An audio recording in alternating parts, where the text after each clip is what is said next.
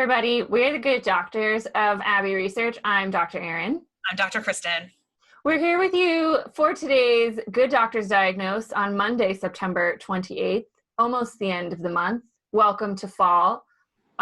We are not having fall-like temperatures in either Pittsburgh or Philly, but we will later this week. And we have over the last few days, which has been a welcome respite to our brothers and sisters and folks in the western part of the states. We send our love and sympathy to the ongoing disaster zone. But today we are going to be talking about an issue that we've worked our way through because of several very popular books or stories that have come out about shaping work cultures. And so one of the biggest ones that started us on this path of thinking about the way tech companies shape how we define culture was Sheryl Sandberg's Lean In, got the ball rolling. We did a lot of talking about Google headquarters and all of their fancy sleep pods and ping pong tables. And then Dr. Donnelly read in the last few weeks the story of Netflix and how they developed their Netflix culture. And the more we talked about it, the more we realized there's a big difference between tech companies and the rest of cultures in different fields and expertise. And maybe we shouldn't be applying those lessons to everyone else with a broad brush. So thus, our Good Doctors Diagnose for today. Yeah, we have a couple quick questions. Mm-hmm. Mostly for Reed Hastings, who is the CEO of Netflix. Yeah. And I would like to tell you what Reed's philosophy of culture is, just really briefly, viewers. I'm going to be reading here from my notes and a direct quote from him. At most companies, policies and control processes are put in place to deal with employees who exhibit sloppy, unprofessional, or irresponsible behavior. But if you avoid and move out these people, you don't need the rules. If you build an organization made of high performers, you can eliminate most controls. The denser the talent, the greater the freedom you can offer. He then follows it up a couple sentences later by saying that once you get rid of dead weight, you can increase candor and reduce controls. I have several issues with that. One is that by making that statement, you are making a statement about your workplace culture. Mm-hmm. And you are making a statement about the goals of your organization that may or may not be the same as everybody else's goals. Netflix's massive goal is to be an innovative leader in the entertainment space. Yep. That's been his goal since he actually tried to sell Netflix to Blockbuster way back in the day, and they balked at it. What idiots! But they said nobody would want to rent movies by mail because everybody liked the idea of going to the store. No, nobody actually liked that. That was just the only option you gave them. Yeah, underestimated how much people don't want to leave the house. Yeah. So that's his goal as a company. Mm-hmm. I don't think Reed Hastings is necessarily concerned with how many people work for him or with anything in terms of operations. He is entirely interested in the innovation of entertainment. Amazing. Couple issues with that. I actually believe you need rules and regulations in place for things like accountants, mm-hmm. janitors, admin staff. I personally don't want my accountant to be innovative. Not without bounds. I'm really into the idea that my accountant is big into rules. Uh-huh. And I would be a lot more okay with this whole philosophy of, cutting dead weight, which, guys, you refer to human beings as dead weight and my back's going to go up. Mm-hmm. If he at any point in time in his book really emphasized the fact that this would only work for a segment of your company. Yeah. But once again, in the way a lot of tech people do, they subconsciously prioritize creatives over every other type of worker. Mm-hmm. So when you hear Sheryl Sandberg talk about the way that she leaned in, she didn't account for the fact that really, for instance, that she could do everything that she did because she had a double income in the high six figures and could hire the staff that she did. nor at any point in time did she talk about like the female admin staff at her own company and how they would handle that. Ellen O, even at Reddit and some other places, didn't acknowledge that either. And most of the other leadership books that are making a whole lot of buzz right now are written by these folks that are defining leadership as innovation. Yeah. And the people that we listen to about leadership, currently Brene Brown and historically John Maxwell, talk about leadership being influence and leadership being relationships. Mm-hmm. I don't want to be a leader in my industry because I made the new fancy gadget, personally. I would like my profit margin to be because I made the new fancy gadget. I'm okay being an economic leader in my industry because we came up with something innovative.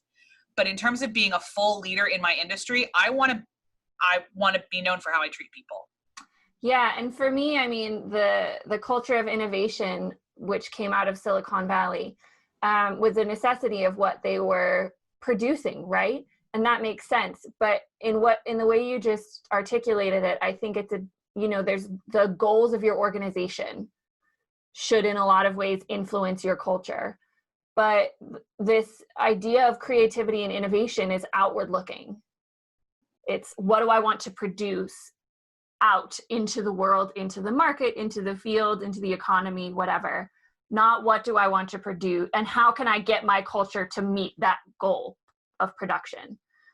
Whereas we would say, your culture needs to look at what do you want to produce with the humans that you employ, and what kind of environment and engagement and influence do you want to have internally. And that will help lead you to that outward goal, 100%. And so I think shifting that perspective is important, and remembering that, Google isn't everyone. Facebook isn't everyone. Netflix isn't everyone. You are going to have different goals and limitations on your organization. And so thinking inwardly about your culture is a great starting place. And we've had innovation in business forever. We just call it research and development. And it used to be a part of a larger whole instead of the focus of the whole. And on our side of the country that isn't Silicon Valley, we are standing in the shadows of a lot of very innovative businessmen. A lot of the robber barons and the steel gods of the early 20th century and the Industrial Revolution. And we have generally, as a people now, all agreed that their leadership practices were terrible. Many of them are illegal now, and we don't want to replicate them. And in the intervening years, I feel like in some very bizarre way, we've gone full circle again, where it's like, let's just pretend everything is... Guys, I don't know. I just can't get over this idea that every single entity in your organization should be an innovative entity. That's not how innovation works. Somebody needs to provide the boundaries to the sandbox so that people know what innovation is versus a bad idea. And what innovation is versus exploitation, right? And we've seen exploitation of resources, both non-human and human. And we've seen this throughout time immemorial as a cost of innovation and drive. Andrew Carnegie and Mellon helped build the city of Pittsburgh, but for a long time, they also hired children, and the effects of the massive steel industry on the environment in the city of Pittsburgh and Western Pennsylvania is something we're still grappling with. So innovation at the cost of, physical health, emotional health, or even innovation at the cost of your own company's financial health at the time. Like, we need bean counters, guys. Like, so welcome to our soapbox directed at Silicon Valley.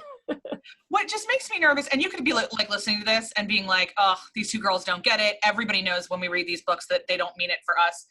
And I just want to disagree, because the amount of praise that these books get in business and leadership circles, the spaces that these people are invited to speak in, especially Sheryl Sandberg. Reed Hastings hasn't been nearly as much because he's run, the Netflix business model is so famously very secretive.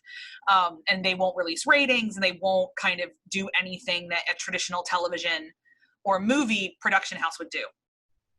That this book about culture is the most we've kind of seen inside Netflix. Mm-hmm. And it came out during the pandemic. So he hasn't really been doing the TED circuit, but he might. And he's going to stand up there and talk about getting rid of dead weight and pushing innovation. And if you push innovation and you push people to their limits, they will respond well to you. And what I would also say too is in human nature, people do respond well to boundaries. Yeah. Big fans of it. Like, his whole thing is he absolutely never gives vacation. Like, nobody gets a set number of vacation days. You get to take off whenever you want. Uh-huh. Cool when you're a giant multinational, multi-billion-dollar company. A little bit harder when you're a mom and pop shop who's trying to serve pizza and relies on shift workers. And I would guess, though, that there's pizza shops with much better culture than Netflix. Yeah, and for me, it's the danger in kind of this media sensation around the CEOs and the books that they write, and then you see them on the news programs. And, you know, I just think of how many times in the last week I've heard people use the phrase like lean in. Like, it becomes adopted into the culture, and we don't necessarily look at it critically, especially when we measure success along those, you know, innovative and financial gain terms. And that might be that's always a part of what a business success story is. But also there's a lot of particularly smaller businesses that have different definitions of success, and what that looks like and what they're willing to do to achieve it. So we urge you some caution when you see these fix-all cultural books, leadership books, coming out of the Silicon Valley. Or anywhere. Yeah. Like, Silicon Valley is the trend right now. It's possible that we'll go back to Wall Street in a little bit. Like, who knows? I would say this about politicians' books too. Mm-hmm. Anybody who isn't in your specific situation, anyone who tells you that their solution will work for you is literally selling you something. Every situation requires incarnative adaptation. Like, you have to be able to figure out what works best for you, which is why we operate as consultants the way that we do, where we try to really get to know your culture and adapt the greater wisdom and the research that we find within your culture to strengthen your culture. Because whatever your company is doing is valuable and important. And it doesn't matter if you're Netflix or if you're selling pizza. Those things are incredibly important, not only to your personal life, the personal lives of your employees, but the fabric of our country. And we want to be able to have these really difficult but very personal conversations that folks like Reed Hastings are not interested in. No shade on them. They've become incredibly multi-billion-dollar successors. I mean, Reed Hastings is absolutely a billionaire, and he wants to tell you how he got there. Cool. You don't have to listen. Yeah, take it with a grain of salt. Always consider context and applicability to your own personal situations. And I think that's a wrap on our GDD for today. We hope wherever you are safe and healthy as possible, and we will see you guys on Wednesday. Bye.